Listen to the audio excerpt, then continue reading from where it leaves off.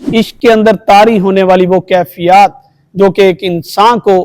رقص کرنے پر مجبور کر دیتی ہیں۔ تو اقبال فرماتے ہیں غریب درد مندے نے نوازے کہ یا رسول اللہ صلی اللہ علیہ وآلہ وسلم میں وہ غریب ہوں کہ جس کے ہاتھ میں بانسری ہے اور وہ اس بانسری کے ذریعہ سے اپنے درد کا اظہار کر رہا ہے۔ آپ کا حکم ہے کہ ہم مکہ کی جانب سفر کریں۔ یا رسول اللہ صلی اللہ علیہ وآلہ وسلم اگر یہ آپ کا حکم نہ ہوتا تو ہم کبھی بھی مکہ کی جانب سفر نہ کرتے، بلکہ ہمارا تمام تر سفر مدینہ المنورہ کی جانب ہوتا، جو آپ صلی اللہ علیہ وآلہ وسلم کا مقام مبارک ہے اور جو آپ صلی اللہ علیہ وآلہ وسلم کا مسکن ہے۔ فرماتے ہیں کہ خیرہ نہ کر سکا مجھے جلوہ دان شو فرنگ، سرما ہے میری آنکھ کا خاک مدینہ و نجف۔ حکیموں کے درس سے مجھے سوائے درد سر کے کچھ بھی نصیب نہ ہوا کہ من پروردہ فیض نگاہم، کیونکہ یا رسول اللہ صلی اللہ علیہ وآلہ وسلم آپ کی نگاہوں کا پروردہ، اور آپ کی نگاہوں سے جس نے فیض پایا ہو وہ کیوں کر حکیموں کے جال میں پھنسے گا، ان کی باتوں میں آئے گا۔ اعوذ باللہ من الشیطان الرجیم، بسم اللہ الرحمن الرحیم، الحمدللہ رب العالمین، الرحمن الرحیم، اللہم صلی علی محمد وآلہ وبارک وسلم، والحبیب الذی ترجی شفاعتہ لکل حول من الاحوال مقتحمی۔ تو آج کا ہمارا موضوع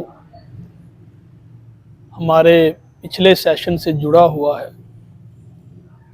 اس سے پہلے والے سیشن میں ہم رباعیات فارسی جو کہ ڈاکٹر علامہ محمد اقبال کی ارمغان حجاز سے لی گئی تھیں،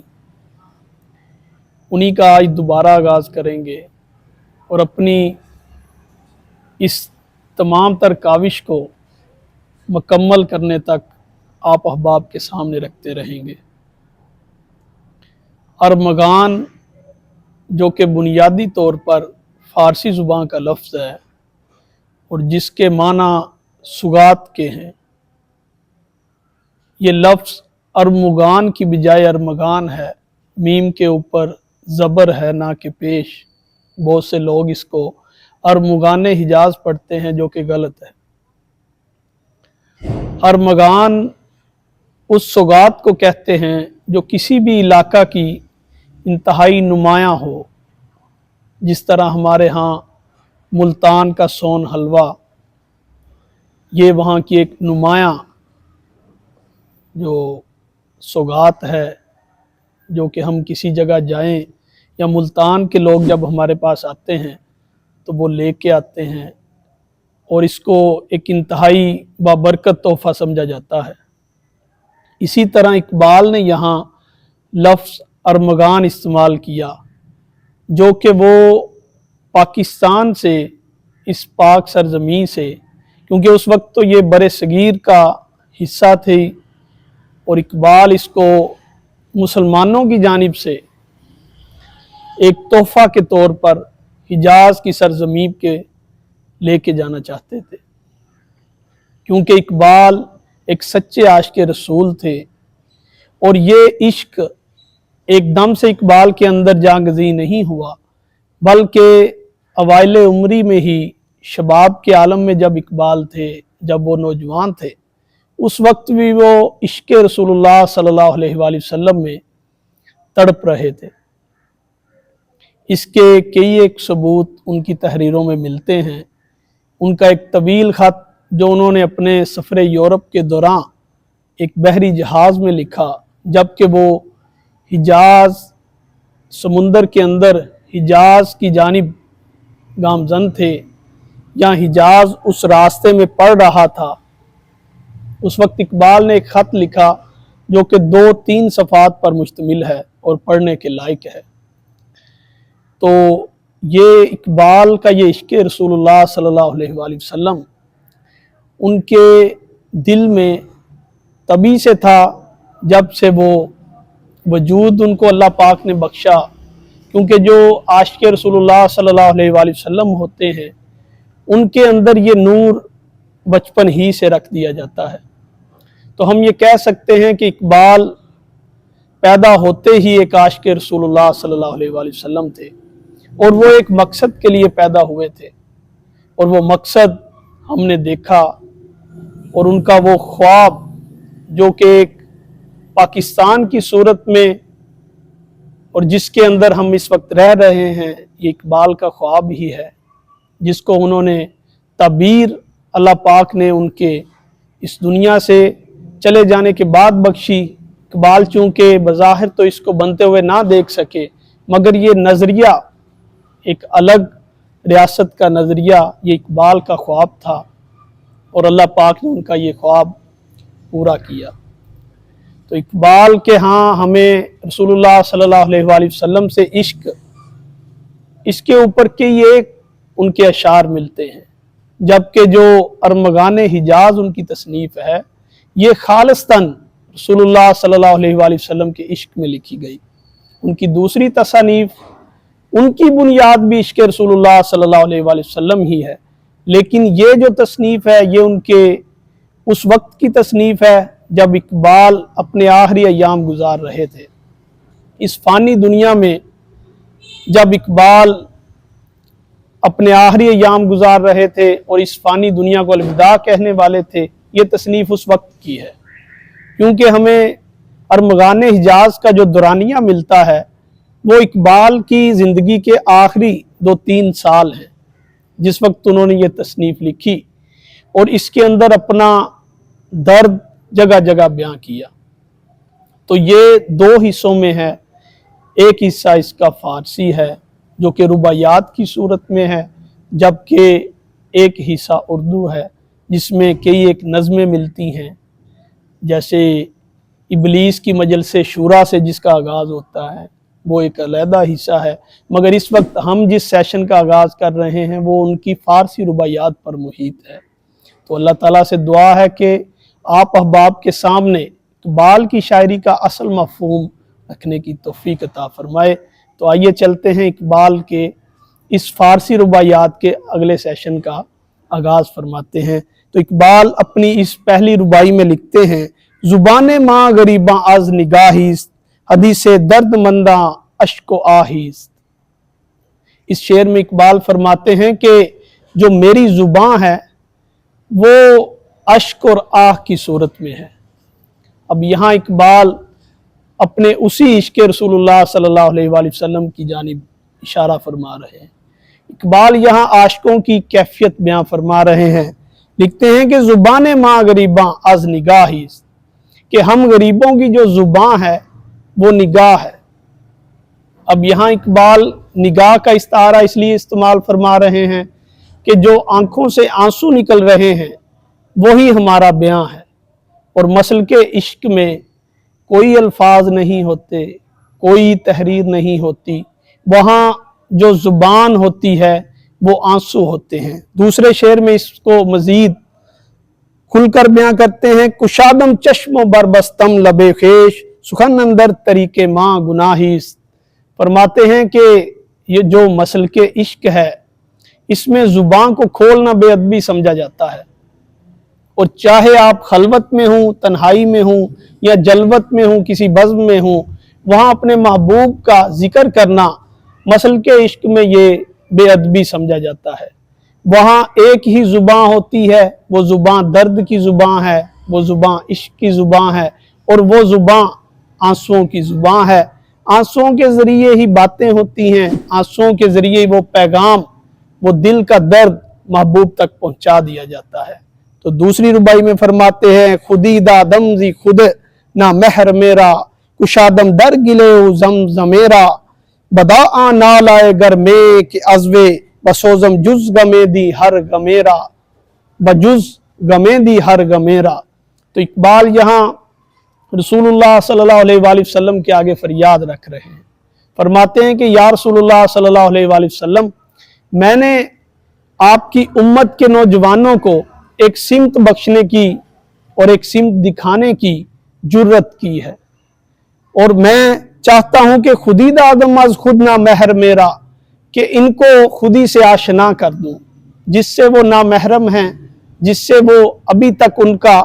کسی قسم کا تال میل نہیں مل رہا، कुशादम दर गिले ओ जमजमेरा, और मैंने जो इनकी गिल है, इनकी मट्टी है, जिस मट्टी से ये बिने हैं और बुने गए हैं, उसको जो जमजम के पानी है उसके जरिए उनकी सैराबी करने की कोशिश की है। अब जमजम से मुराद इकबाल आंसू ले रहे हैं, क्योंकि ये वो पाकीज़ा जज्बा है जो आंसुओं की सूरत एक आशिक की आंखों से बहता है। तो इकबाल शब रोज़ अपनी उम्मत के नौजवानों के लिए रो रहे हैं और अल्लाह पाक से ये दुआ कर रहे हैं कि या बारी ताला मेरे इन नौजवानों की सिमत बख्श दे, इनको वो मुकाम अता फरमा जो ये खो चुके हैं, जो इनके अंदर नापैद हो चुका है, और जो रसूलुल्लाह सल्लल्लाहु अलैहि वसल्लम ने हमें मशअले राह बन के जो हमारे लिए आए और जो उसवा हसना उन्होंने बख्शा, वो इन नौजवानों को अता कर। तो दूसरे शेर में बदा नालाए गरमे के अज़बे बसोजम जुज गमे दी हर गमेरा। अब दूसरे शेर में इकबाल अपनी दुआ रसूलुल्लाह सल्लल्लाहु अलैहि वसल्लम के सामने रखते हैं, फरमाते हैं कि या रसूलुल्लाह सल्लल्लाहु अलैहि वसल्लम, मुझे वो गम बख्शे जो कि गमे दी हो, और ऐसा गम हो जो मुझे तमाम दूसरे गमों से आज़ाद कर दे। अब यहाँ इकबाल दी का गम मांग रहे हैं और बारी ताला में ये गुजारिश कर रहे हैं कि ए पाक परवरदिगार, रसूलुल्लाह सल्लल्लाहु अलैहि वसल्लम के वसीला से मुझे वो गम बख्श जो कि मुझे तमाम दूसरे गमों से आज़ाद कर दे। और वो गम कौन सा है? वो दीन का गम है। मैं अगर किसी चीज़ के लिए रोऊं और मैं आंसू बहाऊं तो वो सिर्फ और सिर्फ दीन के लिए बहाऊं, और दीन ही के लिए मेरी तमाम तर काविशें हों, मेरी तमाम तर हरकत और मेरा तमाम तर तहरीरें दीन के लिए वक्फ हो जाएं, और मैं दीन के अलावा किसी के लिए अपना कलम ना उठाऊं। इसके बाद लिखते हैं दरूने माँ बजुज दूदे नफसनीस बजुज दस्ते तुम्हारा दस्त रसनीस। अब यहाँ इकबाल फिर से रसूलुल्लाह सल्लल्लाहु अलैहि वसल्लम के आगे एक गुजारिश रख रहे हैं, फरमाते हैं कि या रसूलुल्लाह सल्लल्लाहु अलैहि वसल्लम, दुनियावी कामों में हमें जगह जगह सिफारिशों और रिश्वतखोरी की ज़रूरत पड़ती है, इसके अलावा हमारा कोई काम नहीं निकलता। लेकिन या रसूलुल्लाह सल्लल्लाहु अलैहि वसल्लम, मेरे पास आप सल्लल्लाहु अलैहि वसल्लम के अलावा कोई सिफारिश नहीं, और मेरे हाथ की रिसाई आप सल्लल्लाहु अलैहि वसल्लम के दस्ते शफकत के अलावा किसी दूसरे हाथ तक नहीं। दूसरे शेर में इसी से जुड़ा हुआ मफहूम लिखते हैं कि दिगर अफसाना गम माँ के गोयम के अंदर सीना गया रस तु कसनीस। अब यहाँ इकबाल फरमाते हैं कि आप मेरे हाल से अच्छी तरह वाकिफ हैं। ए रहमतुल लिल आलमीन, आप जानते हैं कि इकबाल के दिल में क्या पोशीदा है और ये अपने सीने में कौन सा गम छुपाए हुए है कि अंदर सीना गया रस तु कसनीस। आप मेरे सीने के खोल कर देख लें कि आप सल्लल्लाहु अलैहि वसल्लम के इश्क के अलावा यहाँ कोई दूसरा वजूद नहीं बस रहा, सिर्फ और सिर्फ एक ही जज्बा है और वो इश्क रसूलुल्लाह सल्लल्लाहु अलैहि वसल्लम है। तो इसके बाद फरमाते हैं गरीबे दर्द मंदे ने नवाजे सोजे नगमाए खुद दर गुदाजे तुमीदोनी चमी जोयच्ची ख्वाहद दिले अज हर दो आलम बे न्याजे दिले अज हर दो आलम बे न्याजे। तो इकबाल पर अब यहाँ एक कैफियत तारी होती है और वो एक नगमा की सूरत अपनी ये वाली रुबाई पेश फरमाते हैं जिसमें उनकी कैफियत का इजहार है। इश्क के अंदर तारी होने वाली वो कैफियत जो कि एक इंसान को रक्स करने पर मजबूर कर देती है। तो इकबाल फरमाते हैं गरीबे दर्द मंदे ने नवाजे कि या रसूलुल्लाह सल्लल्लाहु अलैहि वसल्लम, मैं वो गरीब हूँ कि जिसके हाथ में बांसुरी है और वो उस बांसुरी के जरिया से अपने दर्द का इजहार कर रहा है। अब मौलाना रूम भी इन्हीं बांसुरी के कलमात के जरिए, अल्फाज के जरिए अपनी मसनी का आगाज करते हैं और इकबाल जो कि मुरीद रूमी हैं वो भी अपनी इस रुबाई में उसी ने का जिक्र कर रहे हैं और उसी नाला का, उसी दर्द का बयां कर रहे हैं। जी सोजे नगमा खुद दर गुदाजे, इकबाल फरमाते हैं कि मैं जो मेरी ने है, जो बांसुरी है, उससे जो नगमा पैदा हो रहा है उसके जरिए मैं खुद ही जल रहा हूँ, मैं उसको सुनता हूँ और अपने दर्द के जरिया से मैं खुद ही पिघल रहा हूँ, उस शम्मा की तरह जो अपनी आग में खुद ही जल जाती है। तुमीदोनी चमी जो ख्वाहत فرماتے ہیں کہ یا رسول اللہ صلی اللہ علیہ وآلہ وسلم آپ کی نظر رحمت سے میرا حال کیوں کر چھپا ہوا ہے؟ میرا یہ یقین و ایمان ہے کہ آپ صلی اللہ علیہ وآلہ وسلم میری تمام تر حالت سے واقف ہیں اور میرے تمام تر حالات آپ صلی اللہ علیہ وآلہ وسلم کے سامنے ہیں، اور آپ صلی اللہ علیہ وآلہ وسلم کی نظر رحمت سے ہی میرے ان حالات میں تبدیلی پیدا ہو سکتی ہے۔ دلے از ہر دو عالم بے نیازے، پھر فرماتے ہیں کہ میرا جو دل ہے وہ دو عالم سے بے نیاز ہو چکا ہے، اور آپ صلی اللہ علیہ وآلہ وسلم میری اس کیفیت سے بخوبی واقف ہیں۔ میرے دل میں سوائے آپ کے عشق کے اس وقت کچھ بھی نہیں بستا، کیونکہ آپ صلی اللہ علیہ وآلہ وسلم کی محبت ہی ہے جس کے اندر میں محو ترنم ہوں اور اپنا یہ کلام لکھ رہا ہوں۔ پھر لکھتے ہیں نمو رنگ از دم باد بجویم زی فیض آفتاب تو پرویم، نگاہ مزمہ پروین بلندس سہنگا بر مزاج کس نہ گویم۔ اب یہاں اقبال اپنے مزاج کا، اپنی خودی کا بیان کر رہے ہیں کہ یا رسول اللہ صلی اللہ علیہ وآلہ وسلم آپ کے عشق طفیل مجھے کیا نصیب ہوا۔ اس کا اظہار اقبال ان اشعار میں فرماتے ہیں کہ میں ہوا، پانی اور مٹی سے آزاد ہو چکا ہوں، کیونکہ میری تمام تر پرورش یا رسول اللہ آپ کی نگاہ کرم سے ہوئی ہے۔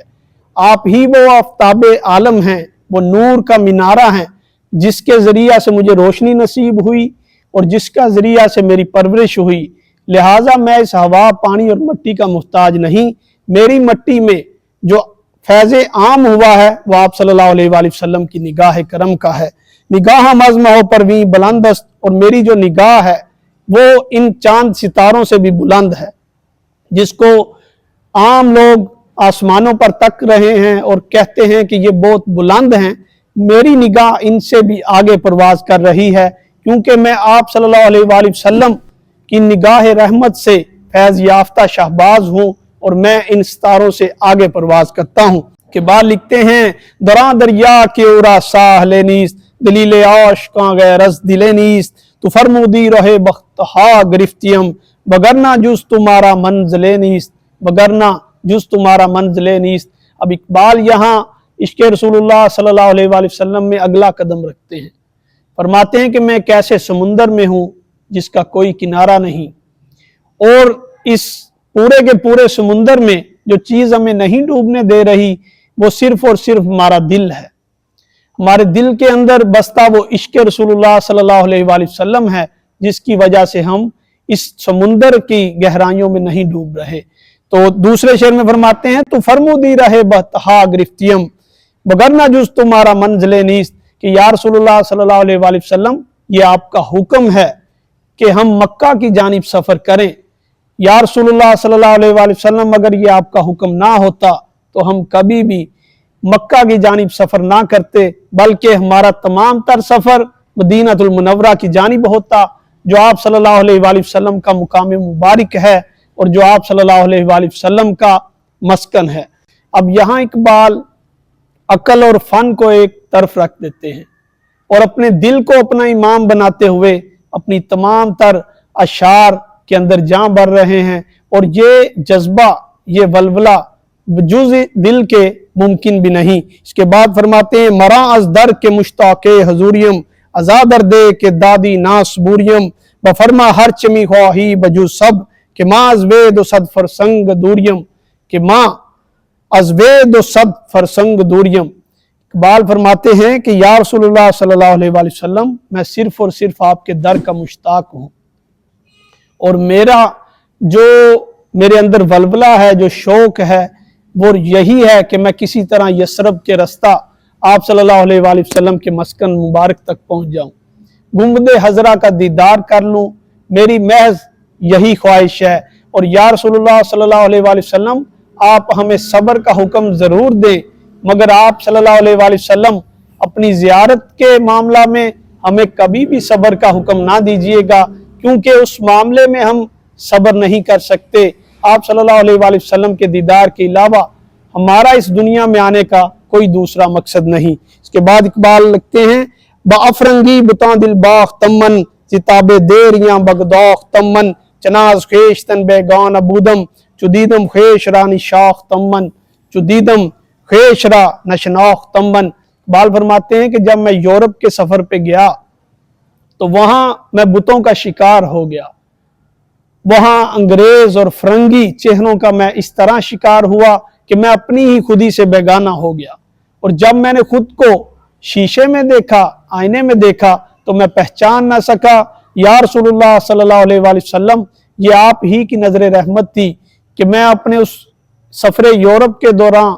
अपने इखलाक और अपने किरदार में मजबूत रहा। अब यहाँ इकबाल अपने उस सफरे यूरोप के दौरान खुद पर बीतने वाले उन लम्हात का बयां कर रहे हैं।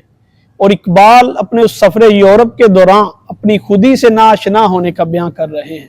और उस गिरफ्तारी जो कि नज़रों की गिरफ्तारी थी, इखलाक की गिरफ्तारी थी, किरदार की गिरफ्तारी थी, उसका बयां कर रहे हैं कि मैं उससे किस तरह बचा। या रसूलुल्लाह सल्लल्लाहु अलैहि वसल्लम, ये आपकी नजर रहमत ही थी कि मैं उस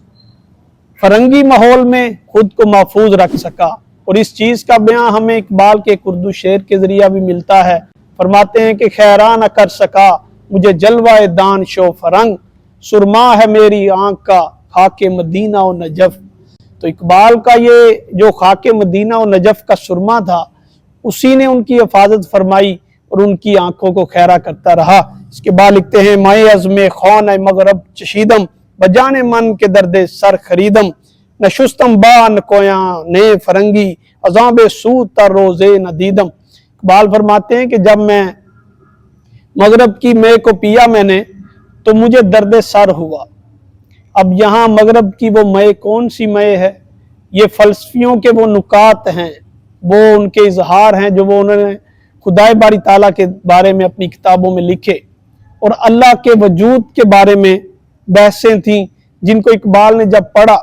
तो उनको सवाए दर्द सर के कुछ नसीब ना हुआ। तो उसी का बयान इकबाल कर रहे हैं कि या रसूलुल्लाह सल्लल्लाहु अलैहि वसल्लम, जब मैं अफरंगियों के दरमियान बैठा, उन फलसफियों और हकीमों के दरमियान बैठा, तो मुझे सवाए दर्द सर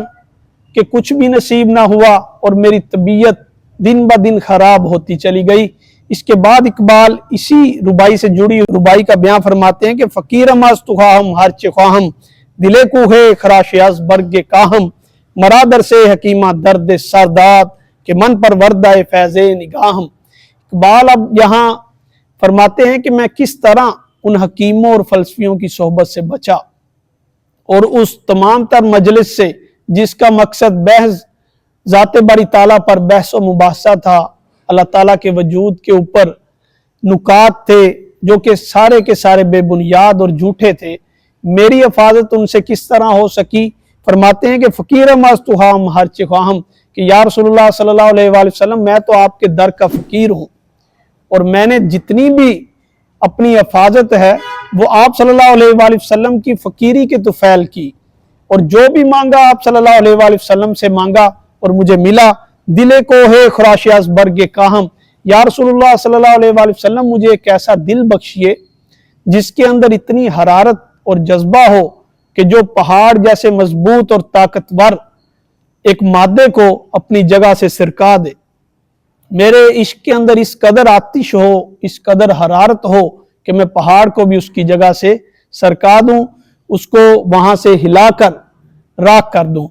मरादर से हकीमा दर्द सरदाद, फिर फरमाते हैं कि हकीमों के दर्स से मुझे स्वाय दर्द सर के कुछ भी नसीब ना हुआ कि मन परवरदा फैज़े निगाहम, क्योंकि या रसूलुल्लाह सल्लल्लाहु अलैहि वसल्लम, आपकी निगाहों का परवरदा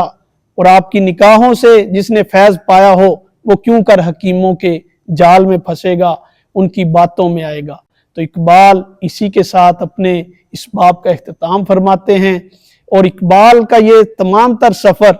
रसूलुल्लाह सल्लल्लाहु अलैहि वसल्लम के उसवा हसना के मुताबिक और आप सल्लल्लाहु अलैहि वसल्लम की तालीमात के मुताबिक चल रहा है। अल्लाह ताला से दुआ है